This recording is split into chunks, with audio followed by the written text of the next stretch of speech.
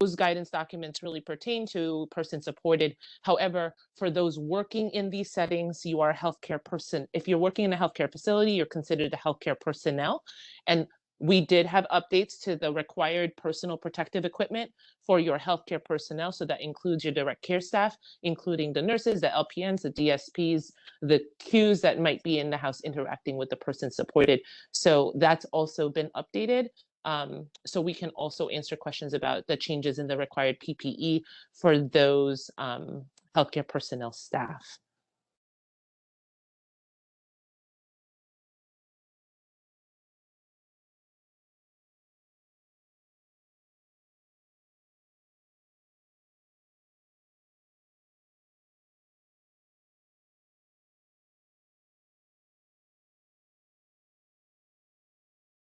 I see one question in the chat that says, can we briefly go over the changes in supported living?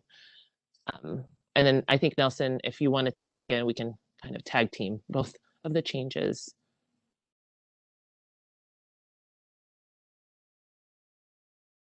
I think if you want us to go through a general overview, we can go over that as well. One of the big changes in the supported living CRF guidance is that there are now additions to considerations for community outings or considerations for persons living in a CRF or supported living facility as it pertains to their vaccination status. So for example, fully vaccinated people who are in supported living or in CRF can participate in casual outdoor activities with members of their residents without the need to mask if they are fully vaccinated. And as a reminder, fully vaccinated means that it has been at least 2 weeks since your since that person's last dose.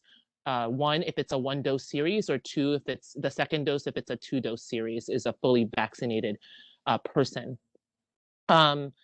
Fully vaccinated people may also participate in small gatherings outdoors with friends and families without the need to wear a mask. And they can attend small gatherings, meaning gatherings of 10 or less people outdoors with fully vaccinated and unvaccinated people, participate and etc. I don't want to read all of the things, but I will say that like that's changed. So please review that. That is a new addition.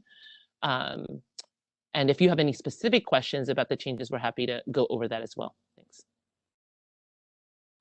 I think the biggest thing that is also taken into consideration with the guidance updates is those that are immunocompromised. So for the context of deciding, you know, whether or not to participate in an activity, those who are immunocompromised are considered in the category of unvaccinated, even if they are fully vaccinated. And the reason for that is because they're immunocompromised, we really don't know the efficacy of the vaccine.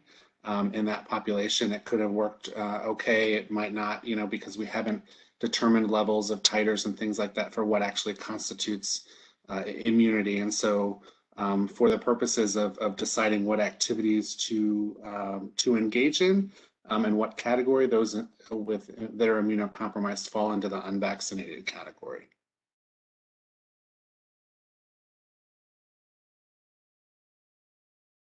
So I see a question in the chat about vacation. And so specifically, there's always the guidelines that are in the travel guidance, which haven't changed since I think March 15th. But specifically, those that are leaving the facility, part of, you know, another thing that was added to the activities is those that leave, there's a risk assessment portion that is you know, completed, and I believe that the revision of that document, and Director Reese can correct me if I'm wrong, is in process and should be available soon. But the idea is that document helps to assess not only the fact that they traveled, but what activities they participated in when they traveled. So although they might have traveled to a low-risk state, if they participated in a high-risk activity, that, you know, would indicate their need to potentially quarantine when they come back. So that's the purpose of the risk assessment. This definitely will make it easier for people to travel and still be in compliance, and it's certainly much easier for those that are fully vaccinated than those that are not. And then I see another question in the chat asking about the changes in PPE requirements for healthcare workers. And I'm sorry if earlier my connection was poor and was breaking up. So I can go over some of the just big changes in required PPE for healthcare personnel who work in a healthcare facility. One, the big change is that CDC's update had said that as respirator availability happily has improved throughout the country, there has been changes regarding the use of respirators. So when you're caring for individuals that are positive, suspected, or under quarantine for COVID, because the respirator supply has gotten better, that is the preferred and first choice respiratory protection to wear. But keep in mind, for your healthcare personnel to use respirators, it has to be part of a respiratory protection program where they get fit tested for it. So just keep that in mind. I know that many providers may not have had fit testing done in pre-COVID, and I know some of you guys have worked hard to do that during this 1.5-year long pandemic. The other thing that is a big change is that for healthcare personnel, we have changes in the requirements of wearing eye protection. So the requirements for eye protection is that that healthcare personnel must wear eye protection during patient encounters when they will be within 6 feet of patient and residents while inside the healthcare facility. So I emphasize inside, because I know in the home you're probably with your person supported within 6 feet most of the time. But if you decide to go on a walk with them, you are not required to wear that eye protection. It's only when you're inside the home that you're required to wear it.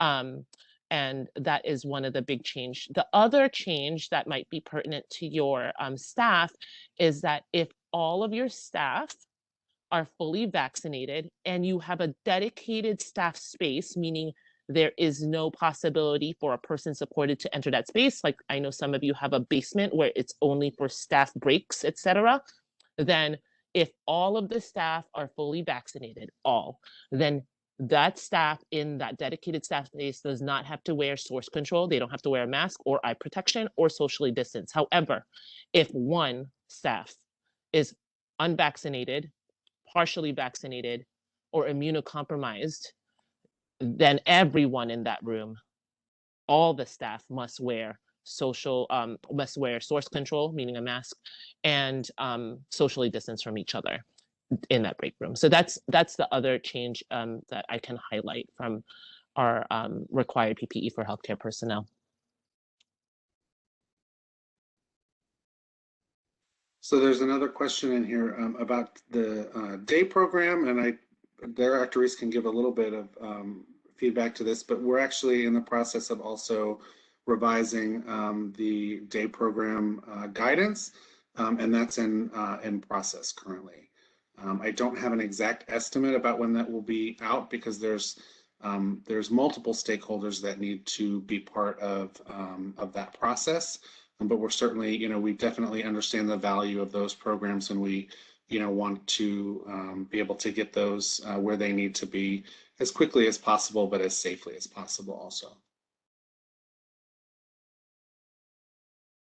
What I can say is the barrier to folks in ICFs going to day programs previously was the stay-at-home order. So what that means is we need to make sure that there is the community participation assessment and questionnaire completed for folks who are in ICFs who wish to return to day. Day programs are operating. They have issued their, they did their reopen plans in the fall. And while they may be operating at much less capacity than previously, there are some day programs. There are day services available. So it does just mean people stepping back and once again, doing an updated CPAC, the Community Participation Assessment and Questionnaire, which we will be updating very soon to include, to make sure that we're addressing issues of vaccination and this question of immunocompromised folks to make sure that we're fully protecting people as they re-engage in the community. But day programs are available, and they are now also available to people in intermediate care facilities.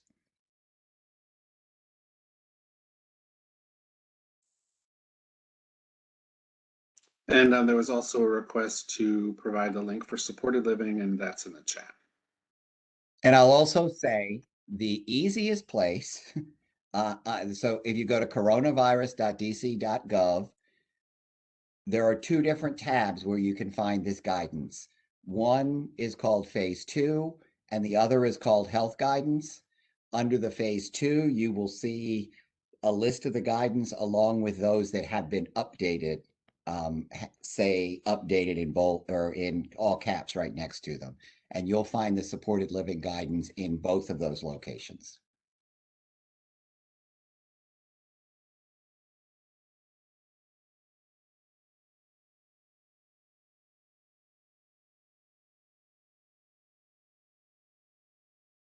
So there's another question here for either Nelson or Daryl. What is the purpose of wearing a face shield and mask for residential homes where the person and staff are fully vaccinated?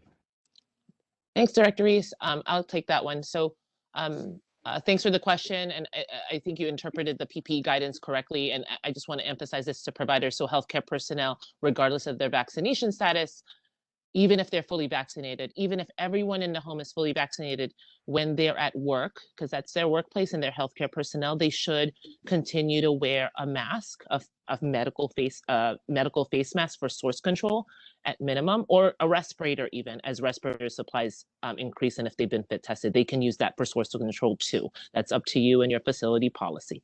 But the reasoning for that is that we still do not have full data, full certainty that fully vaccinated individuals cannot transmit it absolutely to other fully vaccinated individuals. We have had vaccine breakthroughs, meaning fully vaccinated individuals who have tested positive for COVID.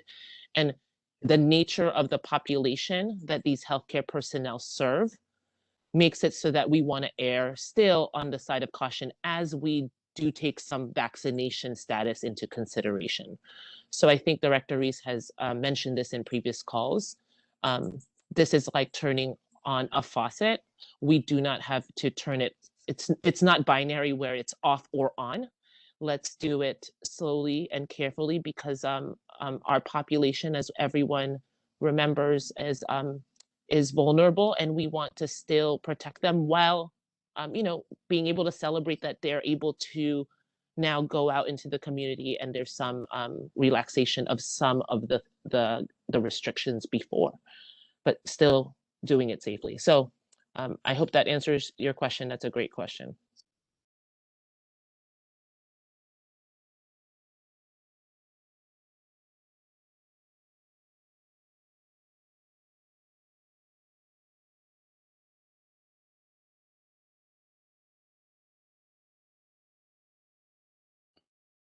It says you mentioned mask and respirator. What about face shields? Yeah, so that is one of the big changes. So we have relaxed the requirement for eye protection. Before, our previous guidance said healthcare personnel must wear eye protection when they're in an area where a person supported could be. So they don't even have to be in the room. If they could be there, they must wear eye protection. Now, our guidance has been updated to say eye protection being worn by the healthcare personnel is only required when they're within 6 feet of their person supported, and only when inside the facility. So again, when you're walking around the block or going to the park, healthcare personnel do not need to wear eye protection in those instances, even if they're within 6 feet of the person supported. So that is one of the big changes for the required PPE for healthcare personnel.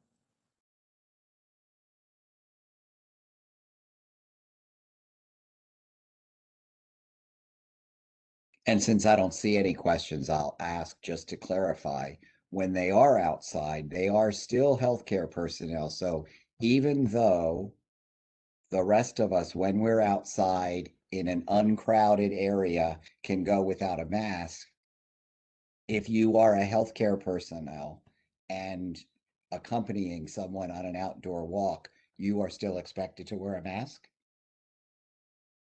Correct. And I will take this opportunity too to mention that, when it comes to the eye protection requirement, you as a facility can, this is DC Health guidance, you can't be more lenient than what we require, but you can certainly be more stringent if you want to continue to do universal eye protection in your facilities, if that is appropriate to your setting. That is up to your policy and procedures. And I don't know if Director Reese and if you have anything to add to that, but you can always go more stringent than us in our PPE requirements, but you can't be more lenient than what we require.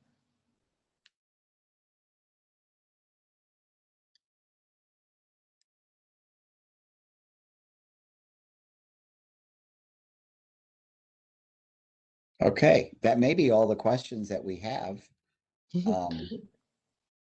Director Reese, if anyone does have any questions once we leave, we're happy to also follow up. If anyone puts it in the chat, we can also respond or save it for next time when we are back Friday. Or if it's an urgent question, we can also send the email answer.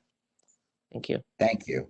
And I expect as people have an opportunity to review the guidance, they may have additional questions. And of course, we will be here next week and able to answer those additional questions then. I'll go ahead now and go over our data.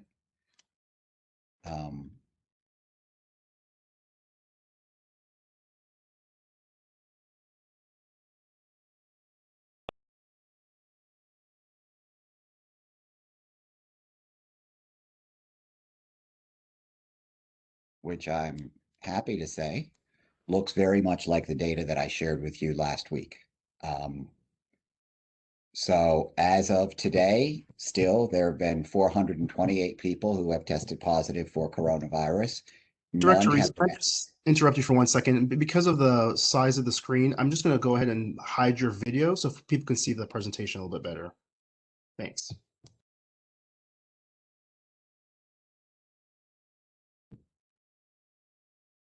Yeah, I wasn't sure why it was there before anyway.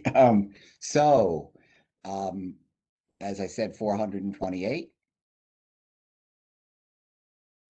By placement setting, we have had 8 in-host homes, 114 in intermediate care facilities, 1 in a mental health facility, 56 in natural homes, 2 in a nursing home, 4 in out-of-state placements, 37 in residential habilitation, and 206 in supported living.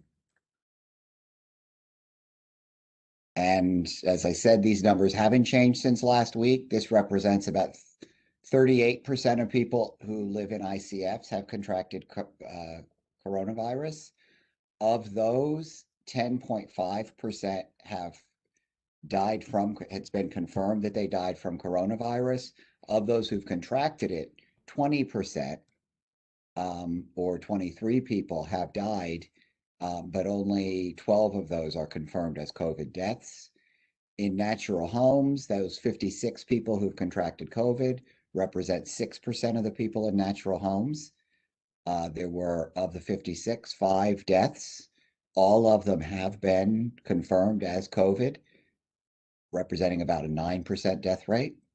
In residential habilitation, 33% of people, that's 37 people. And of those, there are 2 that are confirmed deaths related to COVID, which represents 5.4%. A third person died, but it's not yet confirmed whether that was a COVID death. In supported living, 206 people have contracted COVID, which represents 22% of people in supported living. Of those, there have been 15 confirmed deaths from COVID and a total of 21 people who have had COVID who have died. Our total overall, as I said, 428 people, that represents about 18% of our population of people supported by DDA. And of those, 55 have died, but only 36 are confirmed as COVID related, which is about 8.4%.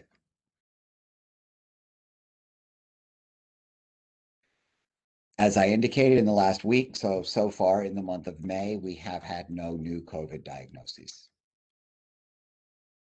So obviously, no people who have required inpatient care, and we have no people currently hospitalized with COVID-19. Same is true for deaths. There have been 55 deaths to date of people with COVID who subsequently died. 12 of those 55 have been confirmed as not COVID related. We are still waiting a confirmation from OCME in the respective state, either DC or Maryland, regarding the cause of death for 7. And so overall, there have been 36 people who have had confirmed COVID deaths, the last confirmed COVID death being in March of this year. Amongst provider staff, we did have some additional positive results in the past week. Some were reported this week, but had been missed previously. So we did add a few, but so the total now for provider staff testing positive for COVID-19 is 691. 51 of these people work for more than one provider, and we have lost 10 provider staff to COVID-19.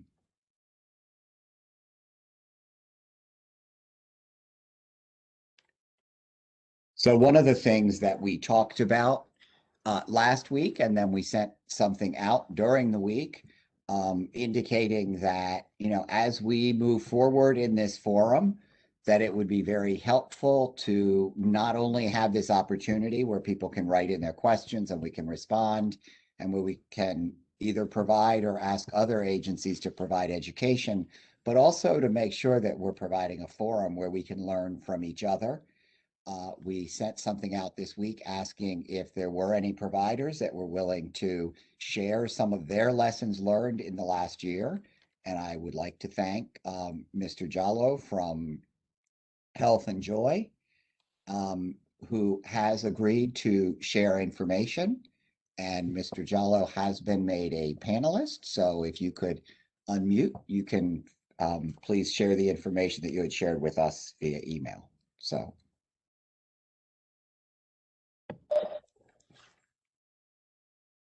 Hello, everybody.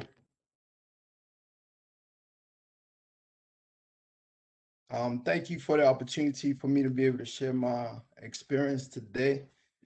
And I wanted to, I just wanted to share exactly what we as an agency went through during the pandemic. Am I able to share my screen?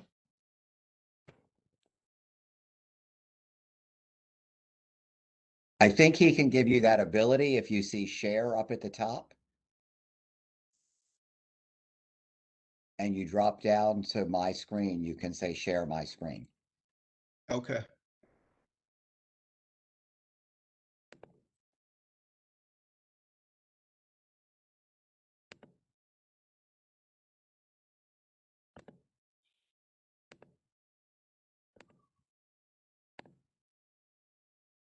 Okay. Is that an option when you hit share? Yeah, I'm looking at it. Okay.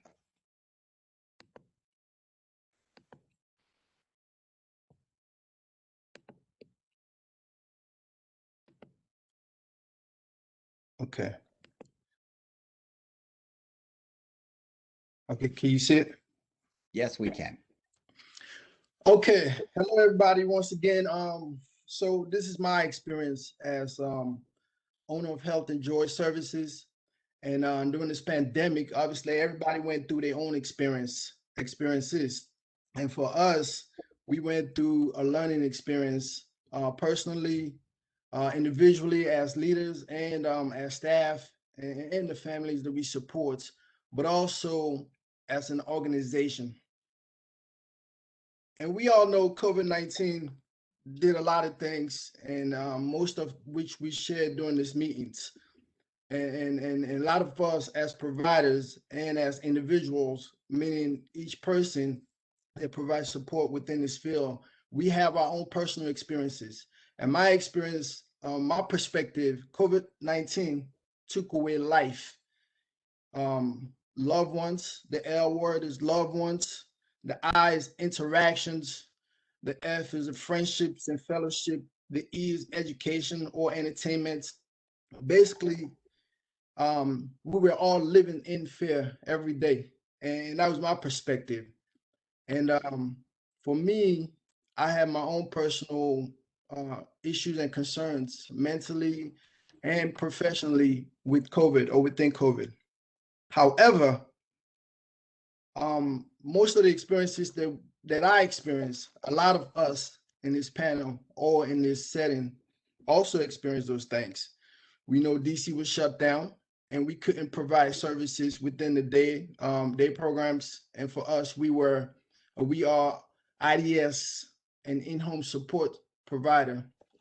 And during this time, because of the shutdown, there was nothing to do for our individual, our IDS people. And the homes that we provide support for, the families were not comfortable of having a staff come in to provide supports, which is understandable. And so all these challenges were there for everybody. And for us being a small business provider and a small business owner, we were not ready for these challenges. We were preparing ourselves for the future and doing a lot of things. But as we would continue to grow, since we've been in existence since 2018, we were not ready for this shutdown. And so when it happened, we were forced to do other things to be able to be successful, right? And one example I want to share is one of our in-home people that we support. He had a very, very personal and almost critical experience during this pandemic. And at the time, because COVID was just starting and we were still educating ourselves, when he had symptoms, we thought it was COVID, right? And he's, just checking up on him with his family, and his mother provided the updates and shared information with us. And so he went and got tested, and he had a negative test, so it wasn't COVID. And during this time, he was diagnosed with anxiety. So therefore, he was experiencing things that they were the cause of COVID. So this is his schedule. He had a packed activity plan day every day from Monday through Friday and on the weekends. He had a relationship with his driver Monday through Friday. They would pick him up from his home and take him to his day program. And all of a sudden, the driver wasn't showing up no more. He had a day activity at his day program where he was getting employment readiness services. And during this time, he engaged with staff. He was very social. He'd go out to the community with volunteering. All of a sudden, that stopped. And then when he come home, our in-home staff was there waiting on him to go on different days. He had different things to do. Monday through Friday, he had events, classes, sessions, work, all these things that he was doing. Now imagine all of a sudden, all of that stopped. And for him, he had a situation of anxiety where he didn't know how to process the experience. So we came together as a team, and to be able to put a plan, which was approved.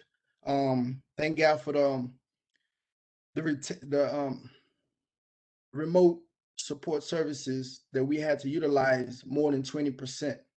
And we put things in place for him to be able to have a normal setting, a normal experience, even though he wasn't leaving his house. But we put a schedule in place from the morning to late afternoon, where we had like a shift of different staff members were logging via Zoom to be able to teach him reading, to be able to teach him sign language, to be able to do fitness with them and creative art therapy. All these things were going on throughout the day, Monday through Friday, right? So now he's starting to get back to normal routine virtually due to the circumstances. And for us, this is one of the things that helped us during the pandemic. And the benefit through that process And what we learned is technology. Even though we were able to, we knew we had 20% of hours to use for technology, but we wasn't using it. And honestly, I don't know how many providers out there were using it. For us, we were just focusing on being out in the community and going to people's home and serving them and supporting them. But during this time, we had to use the 20%. And then once the Appendix K was approved, we put everything in 100% and to be able to support this person. And we were forced to be innovative, even though we already had that in mind. But honestly, we wasn't ready to do that at the time. So being innovative, meaning we had to utilize a lot of technology, putting things in place, because that was the only way we was going to provide services. We did not have any other services besides in-home supports and IDS, and we couldn't do IDS. And then the other benefit during this period was employment. A lot of our staff needed work, and a lot of other people who were educators and teachers in other places were not working. So we hired what we call VIPs, virtual instructor professionals.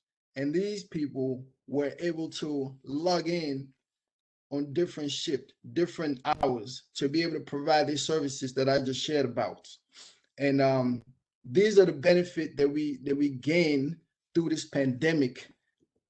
And one of the positive thing that came out of it is the testimony that we received from most of the staff who were hired during the period. And those testimonies can be seen in our newsletter and our website. But also, I remember we had a meeting sometime last year, a follow-up meeting with this person, and his mother shared that now his son is able to read, in addition to many other things that he made progress within, right? So for us, part of Health and Joy, obviously, we provide healthcare services. That's where the health comes from. But the joy is the result that we get from what we do. And when you see a testimony like this and you see somebody responding from being diagnosed with anxiety and having joyful day throughout the day, for us, that's the result. And so the future is here, whether we want it or not, or we ready for it or not. How can we all do the same thing and to be beneficial for the community and for the people we support? We have to utilize our community, our resources. We have to do our research. We have to know exactly what the waiver is providing for us to be able to use services like assistive technology. And with assistive technology, as many things we can do to benefit the people and their goals. We can teach them, we can train them, and also doing our research, engaging in forum like this, in meetings, and just going above and beyond the normal, thinking outside the box. And the community have a lot of things. I remember with this person I just shared about, I assisted his mother to be able to fill out an application to get free device to be able to support him during this time. So there's a lot of resources out there that the community is providing that we can really tap into. For us to be able to do this successfully within our agency, obviously during that time, we had to come together as a team. And honestly, we did not have a lot of team members. Staff stopped working. Our leadership was the only team members that we had. And through that leadership, we even had to promote some staff who were willing to grow and wanting to help and support us during this time, because DDS still expected us to do quarterlies for IDS and everybody else that even though we were not providing services for, so we needed a team. So we used this time to rebrand. We had a new logo, new website, and just educate ourselves. We still kept our weekly meeting, go through policies and educate ourselves and be in a position for the flood, which I call the flood of blessings that's coming in 2021. And 2021, our tagline is 2021, we press on.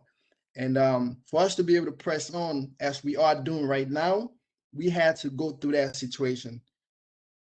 And now we have additional services. We were able to add all or most of these services during the pandemic. And during the pandemic, from then until now, we are providing clinical services. Most of this stuff are virtual. We have creative art therapy, music, and arts. And some of these videos you can see on our social media LinkedIn or Instagram and website and Facebook, and you see videos of the participant and the therapist just enjoying time together and having this opportunity to be able to have therapy through this pandemic that we all know is affecting everybody mentally and emotionally. And the truth is, even for some of us who are not receiving waiver services, we went through our own personal situation. Now, can you imagine somebody who is under our services, additional to what they already have, and when they're going through this time when everything was just shut down on them? And one of the things that we also put together was our monthly activities, which we have every month with a live DJ to be able to do Zoom, and which was we had one last week and it was very successful. And I thank those who attended, and we have it every month on the last Friday of each month. So for us, we are still learning. We haven't perfected anything.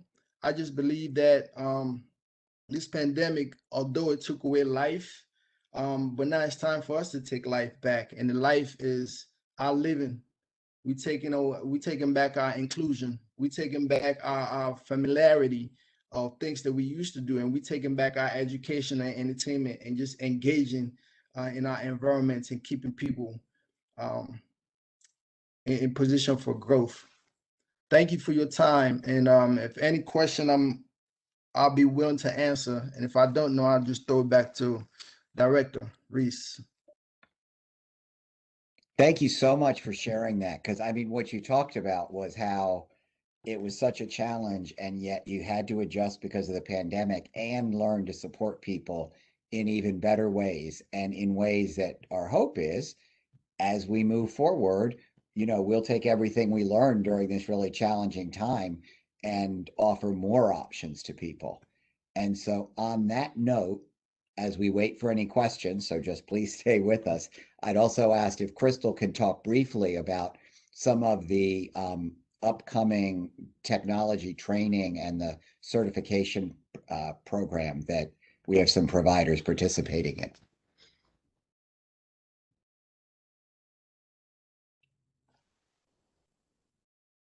Be great if I can unmute myself. Good afternoon, everyone. I wanted to highlight, maybe about a month ago, I had shared that we had an application for the SHIFT program, which is an enabling technology education program, and we've received about 20 applications for the SHIFT program. This particular program is an online learning community, really focused to inspire transformation and standardize best practices in technology. So some of the things that's offered is professionalizing tech-first skills, standardizing skill development, and also connecting folks online with other community learner experts. So we received about 20 applications for the SHIFT program, and we hope to launch that next month in June. And depending on that particular pilot, we are hoping to offer that to all the providers. So this is really an opportunity for us to increase our capacity to support persons and increasing their independence. So definitely wanted to share this information. It is posted on our website, highlighting the SHIFT program, and pretty much providers identify folks to go through this program, this learning curriculum. DDS as well will be participating in the program as well. So more information to come. I hope to give some updates regarding the pilot that we hope to start June 7th.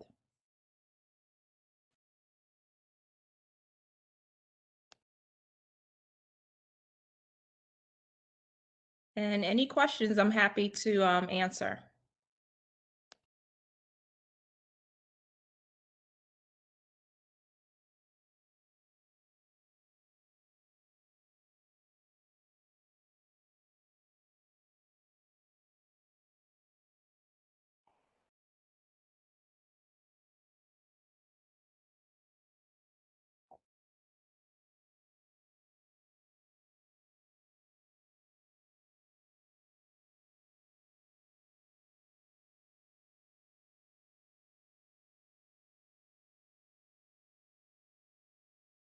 Thanks for sharing. Brittany from St. John's reports that St. John's has gone through the SHIFT program, which really, we had initially opened it up and offered sort of scholarships or offered to pay for a certain number of providers, but I am pretty certain that all the providers in the pilot are funded by DDS, correct? Yes. That is correct. Because of the funds that have been available through the enhanced FMAP, we are supporting all the providers that have applied to participate in the pilot project. And then we will be opening it up. Our hope is opening up beyond that to all providers. And given our hope is that the enhanced FMAP, once we get further guidance from the Centers for Medicare and Medicaid Services, that we'll be able to support that for all providers so that providers can really strengthen their capacity in terms of remote supports and helping people to live more independently through the use of remote supports and really teaching people to access those remote supports, I think. And what we know is that Tennessee went through the same curriculum, and things they are far ahead in terms of technology. And so they've done a great job with their Technology First initiative. So we hope to sort of replicate that here in the district.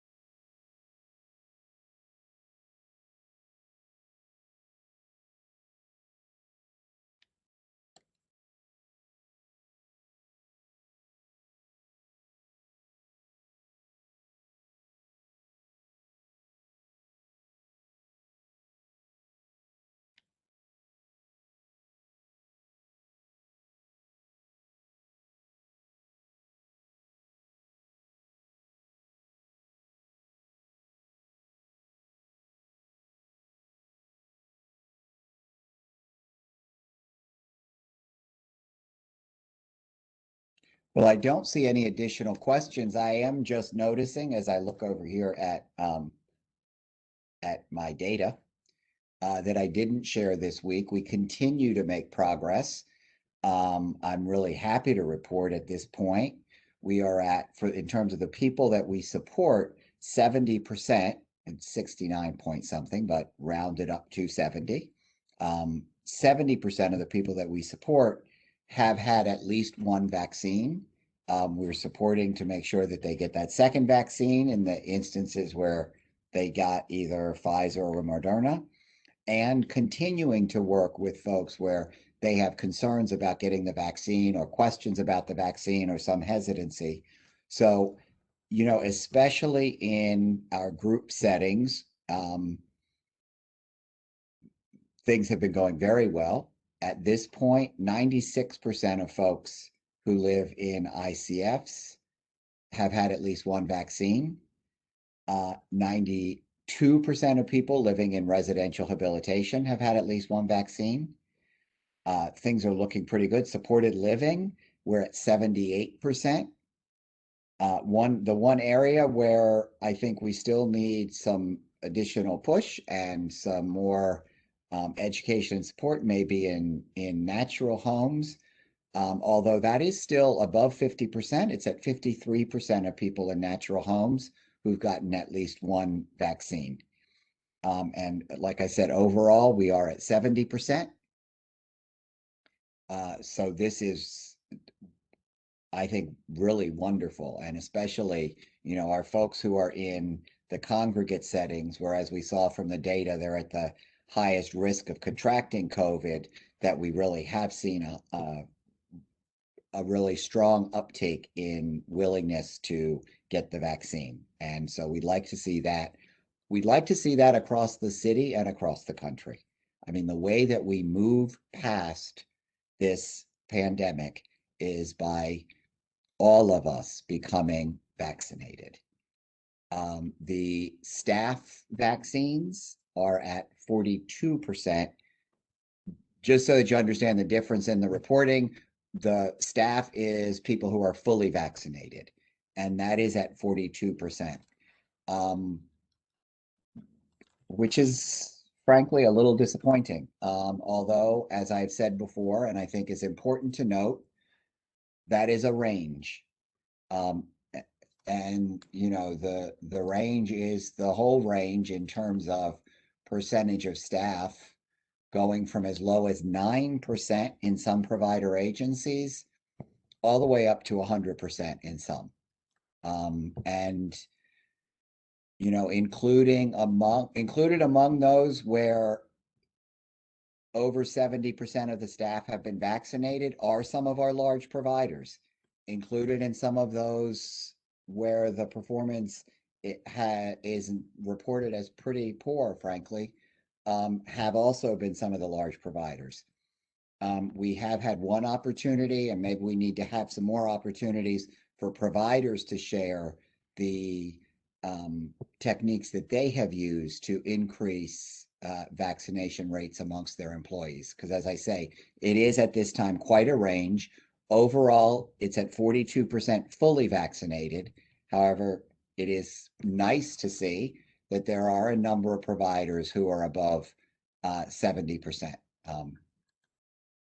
And we will continue monitoring that, and providers report on that every 2 weeks.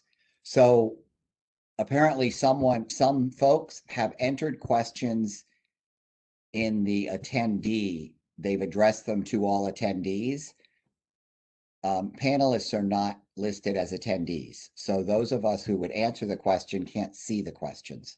So if someone can copy any questions that went to all attendees and put them in everyone so that we can respond to them, I would appreciate that. Or if whoever wrote the question can repeat the question, but make sure that you scroll all the way down to everyone. And it is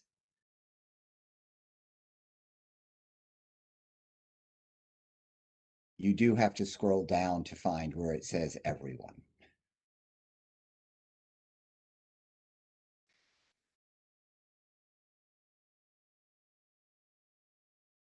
Here's a question. I know that a particular day program has not been reporting their staff vaccination. They were told that they did not need to. I'm going to leave that to Kirk to respond to. So I sent out an email to every residential and day provider every 2 weeks, starting in March, requesting the information. So if there's a provider that has not shared that information, has not received the email from me, I'm not quite sure what is taking place, but I've been receiving pretty periodically and pretty updated information from most day program, actually all day programs within the district. So I'm not quite sure where the fall off is there. Yeah, and so just to be absolutely clear, yes, all day and residential providers are expected to provide that data. And we are following up with those where they're not reporting data. And so it is a bit curious, although I can see one that perhaps this question could have come from. The quality resource specialists are supposed to be following up with any provider that is not reporting data. So expect a call on Monday from your QRS. There's a question here. How do you know if you've been selected to be in the pilot? Crystal, can you respond to that? I thought everyone that asked is in it, but if Crystal can respond to that. Sure, that is correct. There will be a formal letter going out to everyone who, or most folks who applied. We're still combing through all the applications, but you should receive notice shortly. I would say within the next week.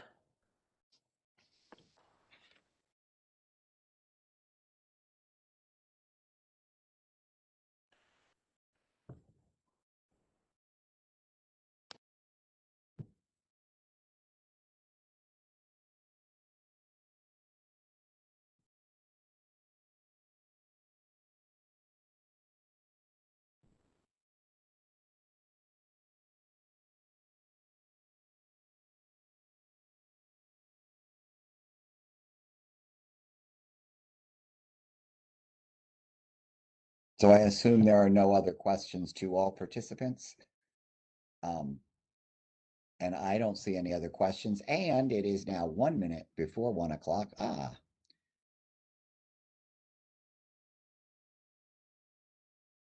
Okay, so someone seems to have had a misunderstanding with their QRS, and I'm quite certain that that will be clarified come Monday at the latest.